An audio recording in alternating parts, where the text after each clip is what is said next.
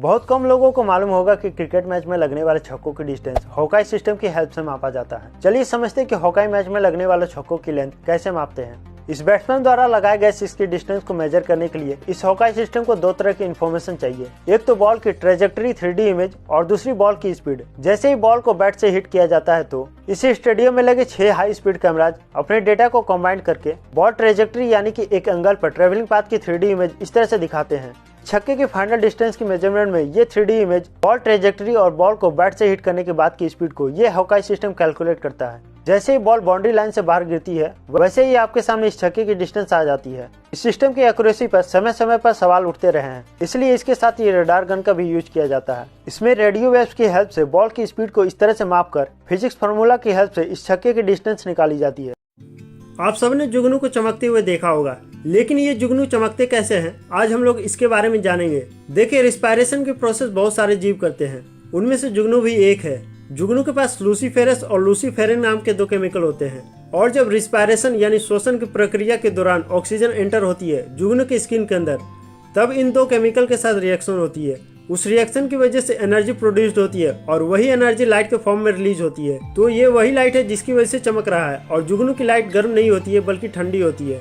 दोस्तों, ये जानकारी कैसी लगी कमेंट सेक्शन में बताएं, और ऐसे इंटरेस्टिंग नॉलेज के लिए वीडियो को लाइक और चैनल को सब्सक्राइब करें। प्लेन के जेट इंजन पर इस तरीके का एक छोटा सा निशान बना रहता है, पर क्या आपने कभी सोचने की कोशिश की है कि इतने बड़े प्लेन के जेट इंजन पर ये छोटा सा निशान क्यों बना होता है? बड़ी इंटरेस्टिंग जानकारी देंगे इस वीडियो में, इसलिए चैनल को सब्सक्राइब कर लीजिए। देखिए, जब भी कोई प्लेन उड़ने वाला होता है तो उससे पहले उस प्लेन का हमेशा मेंटेनेंस चेकअप किया जाता है। उसमें फ्यूल भी भरा जाता है और उसमें पैसेंजर सामान भी लोड किया जाता है।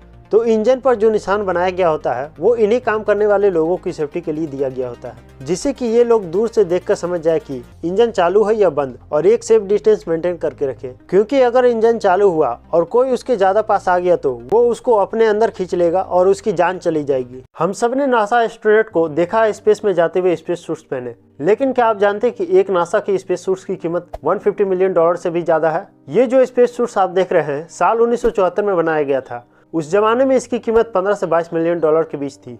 आज के दिन इन्फ्लेशन को अकाउंट में लेकर इसकी कीमत होगी $150 मिलियन। ये 1000 करोड़ रुपए से भी ज्यादा होता है। इसके पीछे सिंपल सा रीजन ये है कि नासा स्पेस सूट्स जो है बेसिकली इंसानों के लिए छोटी सी स्पेसशिप की तरह समझ लो। इन स्पेस सूट्स का काम न सिर्फ सूरज की रेडिएशन से बचाना है बल्कि स्पेस के वैक्यूम से बचाना है। स्पेस में बहुत सारे छोटे छोटे फास्ट ट्रेवलिंग पार्टिकल्स जो नॉर्मल कपड़े को फाड़ सकते हैं उनसे बचाना है, बल्कि अंदर बैठे एस्ट्रोनॉट को ऑक्सीजन प्रोवाइड करना, उन्हें हाइड्रेटेड रखना, उन्हें बाहर की दुनिया से कम्युनिकेटेड करने के लिए कम्युनिकेशन सिस्टम भी बनाकर रखना। आज के दिन जो स्पेस सूट्स डेवलप किए जा रहे हैं नासा के द्वारा, उनकी कॉस्ट $500 मिलियन तक जा रही है, यानी 3800 करोड़ रुपए से भी ज्यादा। आखिर चश्मा लगाने से आंखें ठीक तरह से काम कैसे करती है और हमें क्लियर कैसे दिखती है, बड़े इंटरेस्टिंग जानकारी देंगे इस वीडियो में, इसलिए हमारे चैनल को फॉलो और सब्सक्राइब कर लीजिए। सबसे पहले जानते हैं कि आंखें आखिर काम कैसे करती है। मान लो कि कहीं दूर से रोशनी आपकी आंखों पर आ रही है। अब रोशनी आपकी आंखों की लेंस से कन्वर्ज होकर रेटिना पर इमेज बनाएगी, पर मायोपिया बीमारी में ये इमेज रेटिना से पहले बन जाएगी और इसलिए दूर की चीजें धुंधली दिखाई देती है। लेकिन हाइपरमेट्रोपिया के केस में यही इमेज रेटिना से पीछे बनेगी और पास की चीजें धुंधली हो जाएगी। हाइपरमेट्रोपिया को दूर करने के लिए कन्वेक्स लेंस का इस्तेमाल किया जाता है, और मायोपिया के केस में कनकेव लेंस का इस्तेमाल करते हैं, ताकि रेटिना से पहले और बाद में फोकस होती हुई सीधा रोशनी रेटिना पर ही फोकस हो सके। जब हम पानी में लंबे समय तक रहते हैं तो हमारे हाथ और पैरों की स्किन क्यों सिकुड़ जाती है?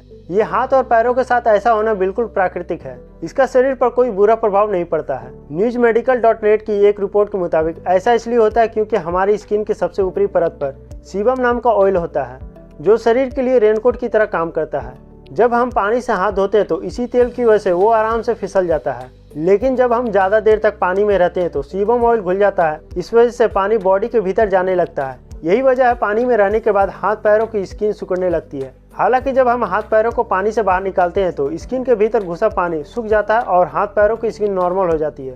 नोट यानी कि करेंसी पर किसकी फोटो होगी ये तय कौन करता है, और अगर नोटों में छपने वाली तस्वीरों में कोई बदलाव करना है तो ये कैसे होगा? बिना देर किए चलिए जानते हैं इन सवालों के उत्तर। भारत में करेंसी नोट जारी करने का अधिकार सिर्फ भारतीय रिजर्व बैंक यानी RBI के पास है। अभी हमारे पास जितने भी नोट आते हैं उनमें से सिर्फ ₹1 के नोट को छोड़कर बाकी नोटों का डिजाइन कैसा होगा, किसकी फोटो होगी, ये सब कुछ RBI ही तय करता है।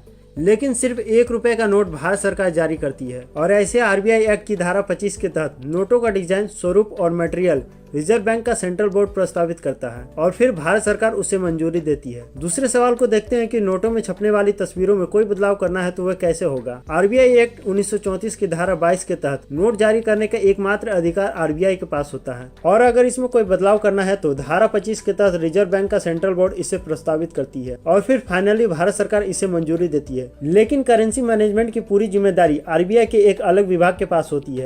अभी तक आपने coal thermal power plant, nuclear thermal power plant या गैस थर्मल पावर प्लांट के बारे में सुना होगा, जिसमें पानी को स्टीम में कन्वर्ट करके हाई प्रेशर से टरबाइन को घुमाकर बिजली पैदा किया जाता है। लेकिन आपने कभी ये नहीं सुना होगा सोलर थर्मल पावर प्लांट के बारे में, क्योंकि ये भारत में मात्र एक ही जगह इंस्टॉल किया गया है, जो कि राजस्थान के माउंट आबू पहाड़ के नज़दीक इसे इंस्टॉल किया गया है और ये पावर प्लांट ब्रह्मा कुमारी संस्था द्वारा लगाया गया है। इस टेक्नोलॉजी से सिर्फ बिजली ही पैदा नहीं किया जाता है, बल्कि इससे खाना भी बनाया जाता है। इसमें एक रिसीवर लगा हुआ है जो हीट को एब्जॉर्ब करती है।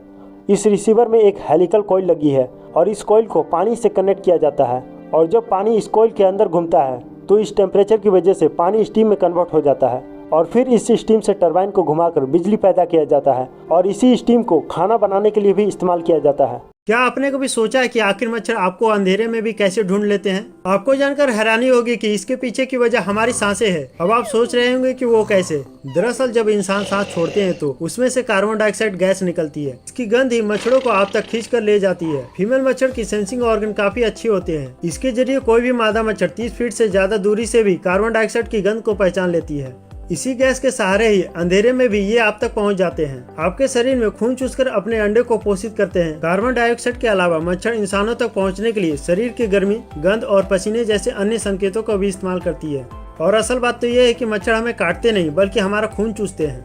क्या आप जानते हैं कि ये 7 स्टार, 5 स्टार, 2 स्टार के होटल जो होते हैं, ये कैसे 7 स्टार, 5 स्टार होटल बनते हैं? ये होटल सब क्या अपने आप ही होटल के आगे स्टार लगा लेते हैं या फिर ये होटल अपनी अच्छी सर्विस या बड़ा होटल होने के कारण स्टार लगाते हैं? आइए इसके पीछे असली वजह को जानते हैं, क्यों ये होटल अपने आगे स्टार लगाते हैं। देखिए क्या है कि 7 स्टार के जो होटल हैं, उनके यहाँ 7 महाद्वीपों के खाने मिलेंगे। मतलब कि आप अगर उस होटल में जाकर 7 महाद्वीपों में से किसी महाद्वीप का खाना मांगेंगे तो वो होटल आपको बना कर देगा। मतलब इन 7 महाद्वीपों में जो जो वैरायटी के खाने मिलते हैं वो सब आपको उस 7 स्टार होटल में मिलेगा। वहीं अगर आप 5 स्टार होटल में जाते हैं तो आपको कोई 5 महाद्वीपों में जो जो खाने मिलते हैं वो सारे खाने आपको 5 स्टार में होटल में मिलेंगे। आपने कभी 8 या 9 स्टार के होटल का नाम नहीं सुना होगा, क्योंकि पूरे अर्थ में 7 कंटिनेंट यानी 7 महाद्वीप ही होते हैं, तो 7 स्टार से ज्यादा हो नहीं सकता। सीधे सीधे कहे तो स्टार का मतलब महाद्वीप से है। अब जितने स्टार के होटल होंगे उतने ही महाद्वीपों के खाने उस होटल में मिलेंगे।